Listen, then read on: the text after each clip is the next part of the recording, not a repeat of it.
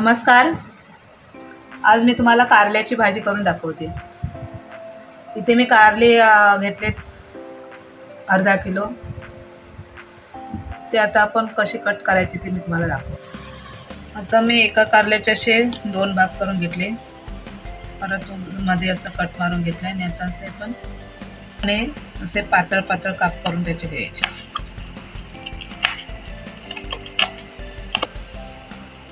आता मी सर्व कारले इथे असे बारीक बारीक पातळ काप करून घेते. नंतर तुम्हाला मीठ टाकून चुरून कशी घ्यायची ते दाखवते.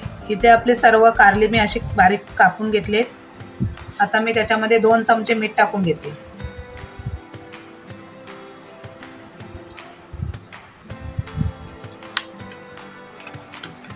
आता आपलं मीठ टाकून झालंय. आता आपण असं हाताने चांगलं चुरून त्याचं रस काढून टाकायचा कारल्यामधला. इथे आपले कारले चुरून झाले. चुरल्यानंतर असं पाणी निघतं, हे बघा. म्हणजे त्याचा कडवटपणा थोडा कमी होतो, म्हणून असं चुरून घ्यायचं. आता मी स्वच्छ पाण्याने 2 वेळा धुवून घेते. धुवून साफ असं दाबून काढायचं पाण्याने. इथे आपण भाजी करायला सुरुवात करूया. गॅस पेटवून कढई गरम करायला ठेवले. कढई गरम झाले. 1 चमचा तेल टाकून घेतलंय. तर आपण ही कापून घेतलेली कारली तेलामध्ये टाकून घेऊया.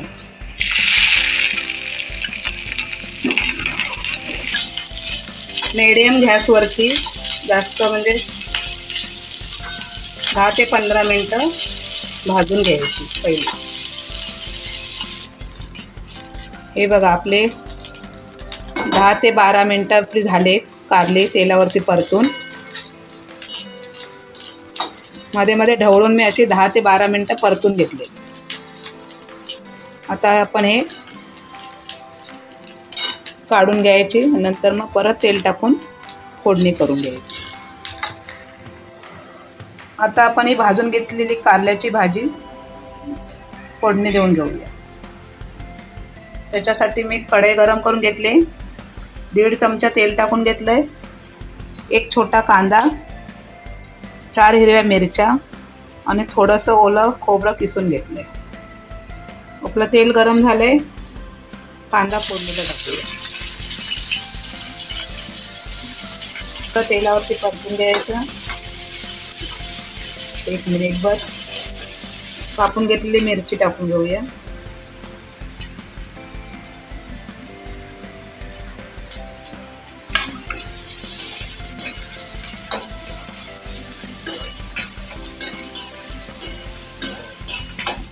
कांदा मिरची तेलावर परतून घेऊया थोड्या वेळासाठी. आता आपला इथं कांदा आणि मिरची परतून झाले. आता आपण स्वादानुसार मीठ टाकून घेऊया. इथे मी अर्धा चमचा मीठ टाकते, कारण का आपण कारले चुरते वेळ मीठ टाकून चुरलेले, त्याच्यामुळे थोडं प्रमाण मिठाचं कमी ठेवायचं, नाहीतर खारट होण्याची शक्यता आहे. अर्धा चमचा मीठ टाकलंय. पाव चमचा हळद टाकून घेते. मिक्स करून घ्यायचं. भाजून घेतलेले कारले ते त्याच्यामध्ये टाकून घेऊया. मिक्स करायचे.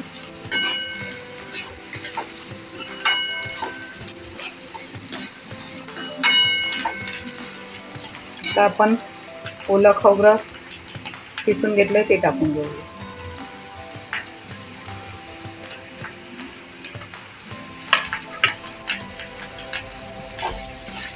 मिक्स करून घ्यायची.